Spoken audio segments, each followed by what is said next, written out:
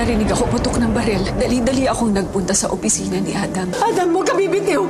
Huwag ka bibitiw! Adam! Will? Anong will? Kailangan mapalutang na inosente ka, Kay, bago sumampa ang kaso sa piskalya. Sa panghawakan nyo lang yung katotohanan ng alam ninyo, lalabas at lalabas din na totoo. Hindi ako makapaniwalang wala ka na. Hindi ako titigil hanggat hindi nabibigyan ng hustisya ang pagkamatay mo. Walang hiya mo ka na! Mamatay! Ano kayong siyempre sa buhay natin na mag-isasalo? Ikaw dapat ang nakulong doon at hindi ang mama ko. Kung ano yung ebidensya na ilalaban niyo sa mama, parehong-pareho yun sa ebidensya na pwede kong ilaban sa mama mo. Humanda ka na, Auntie Lucy. Dahil pinapakintab ng rehas na titirhan mo habang buhay.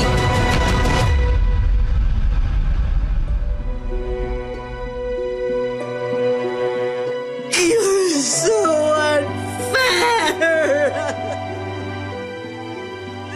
You're so unfair! So unfair!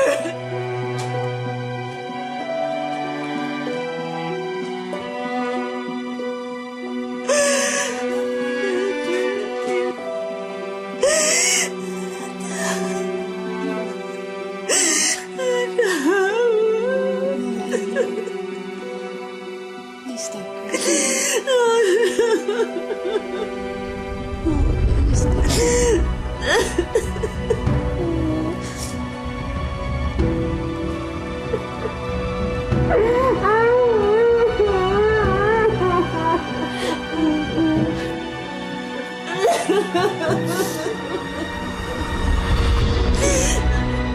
Wala pang improvement sa nangyaring investigasyon. Hindi rin mahanap ang murder weapon. Pati nga ang hard drive ng CCTV. Nawawala din eh. Anak, hindi ko na alam ang dapat gawin para mapawalang sala ako. Minsan nga nagigising ako sa magdamag. Parang masamang panaginip ang lahat ng ito. Hindi ako makapaniwala na nangyayari ito sa atin. Ako din nga, May. Hindi rin ako makatulog. Parang unfair. Bakit nangyayari sa atin to? Wala naman tayong ginawa na masama sa kahit na sino, hindi ba? Mananiniwala ako na may dahilan ng lahat kung bakit nangyayari to. Pero ito ngayon, para ano? Para saan?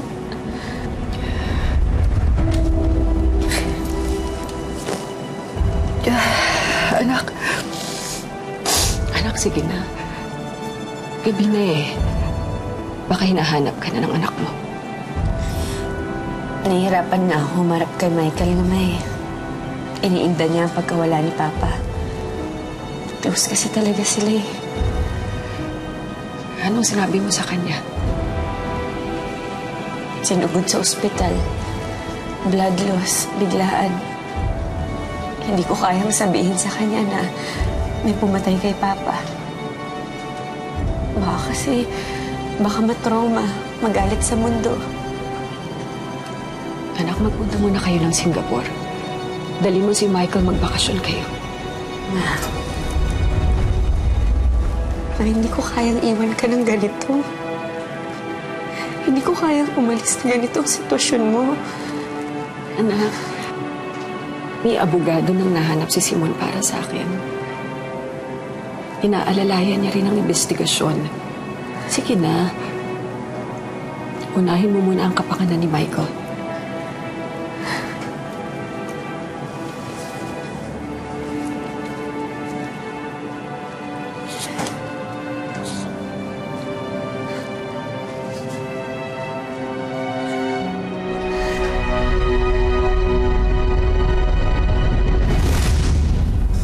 Hey, Mom.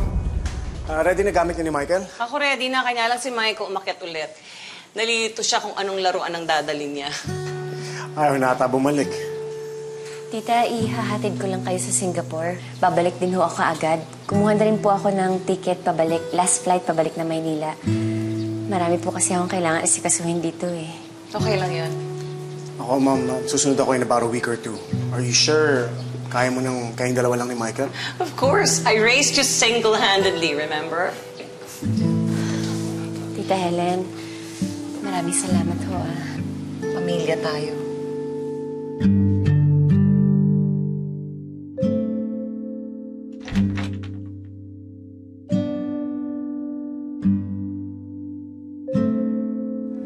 Just have to get some files and some paperwork.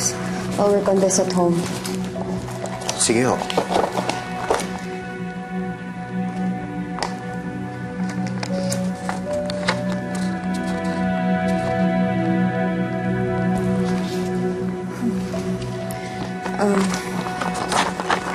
Anyway, I have to bring this to my papa's office. Ay, ma'am, may ongoing investigation mo dun. Are you saying na hindi ako pwede pumunta doon? This is my building. I can do whatever I want. Hindi naman ho sa ganun, ma'am. FYI lang naman eh. May investigasyon doon. Hanggat hindi naman kayo makakasagabal, wala naman ho magiging problema. Ano bang pwede kong ika-disrupt ng investigation ninyo?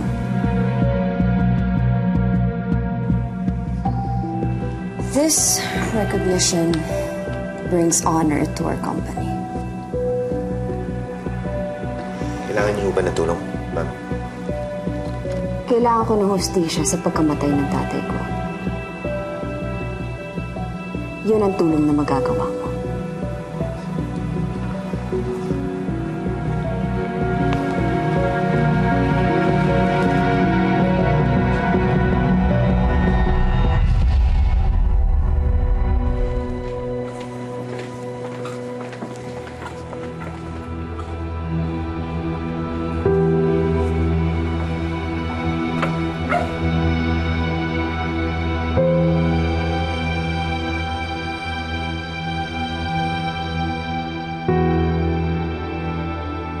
Our new Assistant Vice President for Operations, our beloved daughter, Dana Wong.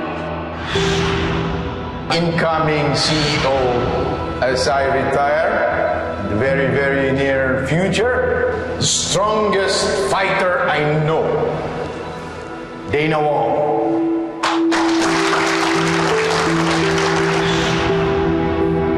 Gia, is there any chance for that brand alliance with us? Papa, napag-usapan na ho natin to. Company needs you. I need you. Adam, madami naman dyan mas magagaling na designers. Hindi naman as if nakasalalay kay Gia. I need your answer now. Don't make me beg. Sige ho, Papa. We can at least try. Means a lot. Anak, magkapatid kayo. You should find it in your heart to forgive her. Everybody makes mistake. Lahat tayo nagkakamali. You should learn about that by now. Puro si Gia lang ang inalala mo, Papa. Ang mga hirap ko, ang effort ko, hindi mo man lang binigyan ng halaga. This company doesn't deserve me. I deserve more from you. I deserve more from this.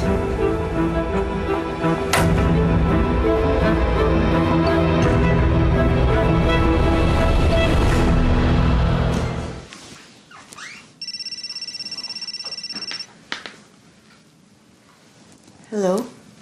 Mrs. Wong, magandang araw ho. Pasensya na ho sa abala. Gusto ko lang sana itanong kung naitabi niyo yung cellphone ni Mr. Wong. Wala. Yan nga din ang hinahanap ko nung dumating yung ambulance to pick up Adam. Pero wala. Ayan, hindi ko na nahanap. Nakakasiguro ho ba kayo? Of course. Bakit ko naman yun itatago eh? Isa yun sa malaki ang maitutulong sa investigasyon, hindi ba? Hindi naman ho ba na iwan yan sa loob ng bahay ninyo? Maaari ho bang pakicheck o pakihanap? Baka sakali lang ho, Mrs. Wong.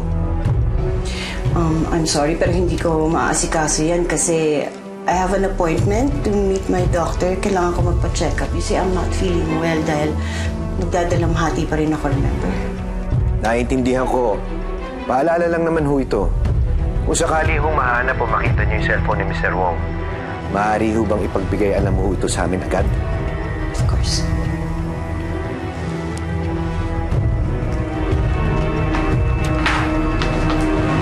Wala naman akong naririnig na problema sa negosyo namin. Wala rin namang nabago sa amin kahit down na yung ating world economy. Tapos, nung anniversary namin, nakatanggap ako kami ng bonus. Kumusta ang pagsasama ni Mr. Adam Wong at ang asawa niyang si Lucy Wong? Madalas huwing pag-aaway nila. Last week, galit na galit sa amin si Sir Adam. Talagang pinavacate niya yung the whole floor. Balita namin, nag-away yung dalawang mag-asawa dun sa office ni Madam Lucy. Matinding away. Tungkol saan? Madam, kailangan nyo kaming tulungan dito sa investigasyon na to. Walang hustisya may bibigay sa presidente ninyo kung patuloy kayo mananahimik. Sir, mula naman noon hanggang ngayon, isa lang ang pinag-aawayan ng mag-asawa eh. Yung pangalawang pamilya ni Sir. Sina kay Estrella at Gia Wong. Oo. Lagi na lang silang may mga issue sa pagitan ng dalawang pamilya. Agawan sa pera, agawan sa negosyo, sa project, agawan sa asawa, agawan sa anak. Sa palagay mo ba, kayang patayin ni kay Estrella si Mr. Adam Wong? Hindi, Sir. Gulat na gulat nga po kami dito kung bakit siya yung nadidiin eh. Baka po si Madam Lucy Pakamo. Kasi po, siya yung ngit-ngit na badispat sa yung pangalawang pamilya ni Sir. Saan department ka nga uli? Kanino ka under? Sa PR po, under ni Ma'am Lucy. Away bati sila, Sir. Natural sa mag-asawa. Pero nitong huli, matindi yung pinag-awayan nila. Nag-alsabalutan si Sir Adam. Alsabalutan? Naglayas. Kaya yun, pinahakot sa driver yung mga gamit at damit niya. Sa hotel na tumitira si Sir. Alam mo, mahigit 30 tao na nakausap ng grupo. Lahat sila, mataas ang respeto kay Mr. Wong. Wala sila masabing hindi maganda. Zero reklamo. Pero pagdating kay Lucy Wong, parang ang dami may galit eh. Ikaw, kamusta lakad mo? Galing na ako sa The Oriental Seas. Nakausap ko na yung hotel manager sa kanyang mga staff. At kinumpirma nila mismo. Doon nga umuwi si Adam Wong. Pansamantala? Sa tingin ko hindi. Kasi galing mismo ako sa suite, nakita ko. Napakaraming personal na gamit at mga damit doon ni Adam Wong. So, totoo nga yung sinasabi ng kasambahay nila. Bumukod. Nagkahiwalay nga. Masaya kami ng asawa ko. Adam and I, we were looking forward to a blissful retirement. Masasabi niyo na maayos ang pagsasama ninyo ni Mr. Adam Wong? Of course. 30 years of marriage. You can just imagine kung ganito kasakit sa akin. Maayos kami mag-asawa, wala kaming problema. Nagsisinungaling si Lucy Wong sa aspeto ng pagsasama nila mag-asawa. May pinagtatakpan siya. Kailangan talaga natin malaman kung ano ang dahilan ng paghiwalay nila. Baka doon sakaling matimbog natin ang totoo kung ano talaga nangyari sa pagpatay kay Adam Wong. Tingin mo, si Lucy Wong? Basta ang alam ko, hindi si Kay Estrella ang salarin. Hello, kakamustahin ko lang kung ano na nangyayari sa investigasyon kasi medyo mabagal eh. Naasikaso niyo ba? Oo, Mrs. Wong. Si Kai, nasampahan na ba ng reklamo? Kasi ako magdedemanda na ako. Nakausap ko na yung lawyer ko. Nasa inyo yun, Mrs. Wong. Hindi naman namin kayo binabawalan o haharangin sa gusto niyong gawin. Pero gusto ko lang ho ipaalala sa inyo na kulang pa rin ho ang ebidensya natin. May mga katanungan po sa nawawalang murder weapon. Pati na rin ho ang cellphone ni Mr. Wong nawawala rin. Karaniwan kasi sa cellphone namin, nalalaman at natitrace yung mga... Ang bagal. Sa totoo, yung mga ebidensya laban kay Kay Estrella ay parehong-pareho ng mga puntos na maaaring magdiin mo sa inyo. Fingerprints, issues, conflicts, residue testing. How dare you? Are you trying to tell me that I killed my husband? Hindi po, ma'am. Mga konkretong ebidensya po na nakalatag ang sinasabi ko sa inyo. Kayo ho ang huling nakahawak ng murder weapon bago to naglaho. Hindi ko nga alam. Okay? Basta tumilapon yung barel, tapos binalikan namin si Adam, sinuyod niyo na naman yung buong building, hindi ba? Wala kayong nakita. Ngayon, kung sino man ang kasabwat ni Kai, malamang tinangay na yung barel. Hindi ko alam. Kasi kung alam ko, ilalabas ko na yun para matapos na tumabagal yung investigasyon. Don't you know, nasa bawat araw na nakasarado ang kumpanya namin para i-prioritize ang lintik at pagkabagal-bagal yung investigasyon, ay milyon-milyon ang nalulugi sa kumpanya namin. Sana naiintindihan niyo yon. Nandito ho kami para tumulong, Mrs. Wong. Sana naman ayusin yung pananalita niyo sa amin. Hindi ho kami ang kaaway. Nga pala, napag-alaman ho namin na bumukod na pala ng tirahan si Mr. Wong ilang araw ho bago nangyari ang krimen. Mrs. Wong, pwede ba namin malaman kung anong dahilan ng matinding away ninyo ni Mr. Wong? Dahil sa kasamaang ginawa mo, mawawala ang lahat sa'yo. Ang pamilyang to, pagsasama natin, pati na ang kumpanyang ito. Napaka-personal yung tanong na yan. I need my lawyer.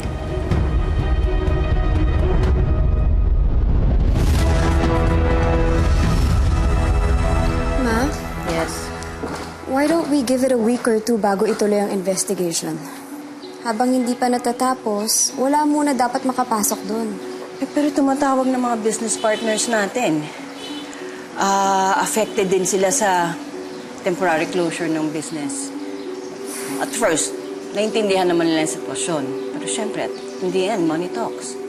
Baka sa susunod niya, magreklamo na sila for money loss. So ikaw na muna ang tumawag sa HR, ikaw na mismo, and inform them that we are resuming operations tomorrow. Wait. Ibig sabihin hindi natuloy yung investigation? Tuloy pa rin. Hey, now we lost your father. But we cannot afford to lose more. Eh, paano yung tinatanong ng mga investigators tungkol sa kidnapping? I know. Ay, nako. Hindi na matapos-tapos yung issue na yan sa lintik na anak ni Gia. As if naman napaka-importante yan sa buhay natin. I can always deny. After all, wala namang hawak na ebidensya yung si Kai. Mama, meron pa. Si Harry. Si Harry? Yes. Ay, oo nga pala. Si Harry. Eh di sana, nagsalita na siya ng custody hearing pa lang.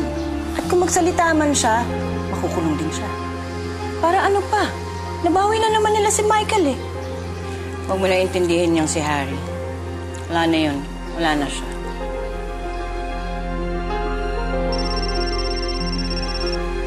Hello, Attorney Marquez. Reading of Adam's last will. Tomorrow. Sige. Can we do it na lang sa boardroom? Yes. Okay, that will be fine. See you tomorrow.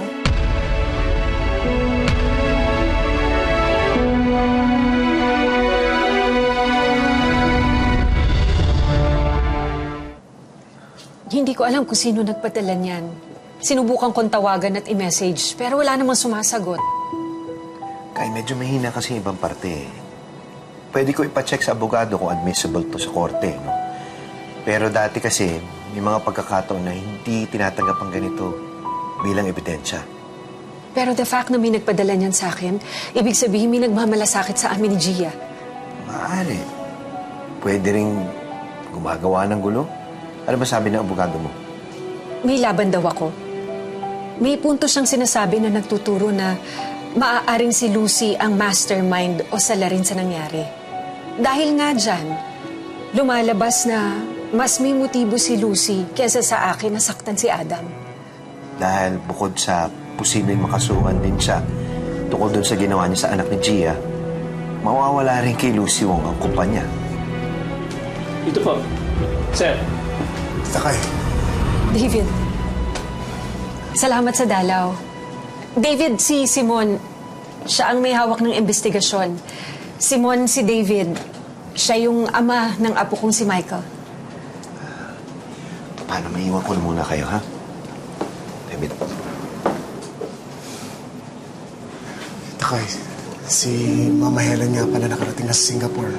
Si Gia, pagbalik na daw mismo sa Manila, didiretso na dito. Kanina nakarating ako sa bahay ninyo. Mukhang tahimik naman. Salamat, David. May abogado na po ba kayo? Oo, meron na. May PAW lawyer na nagpunta rito kanina. Lalakarin daw niya yung pagpiyansa pero wala naman siyang pinapangako. Sige po. Basta kung may kailangan kayo, may pagawa sa labas, nandito lang ako.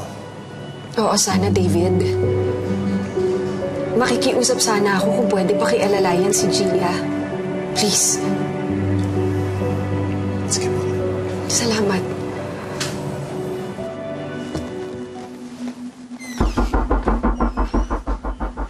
Nataalan natin ito kahapon, ha? Walang impormasyon dito. Double check natin.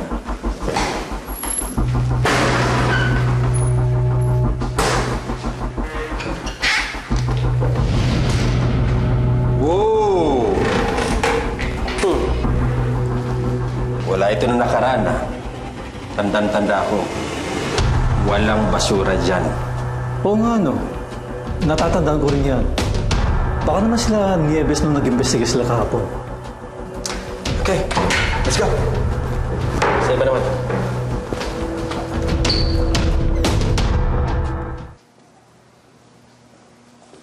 Gia!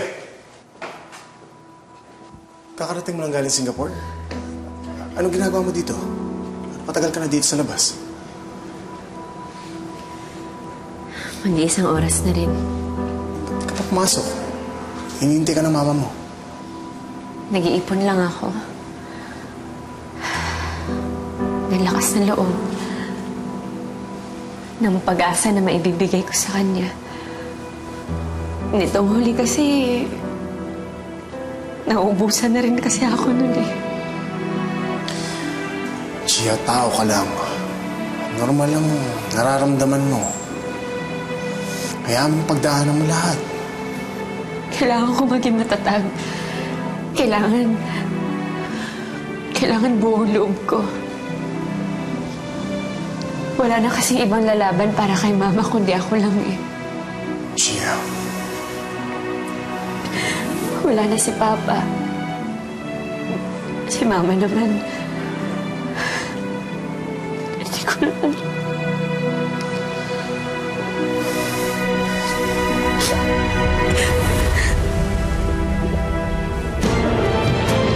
Sino ang iibigin ko? Ikaw ba na pangarap ko? O siya ba? Ngayong Martes, Ang dami na lipanan na investigador dito sa building. kabado ang may itinatag.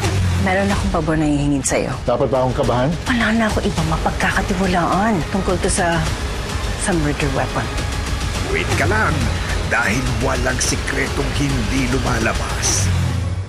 Iikot at iikot ang mundo. Lahat ng nasa tuktok bababa din. Hindi kami dapat matakot. Love Thy Woman.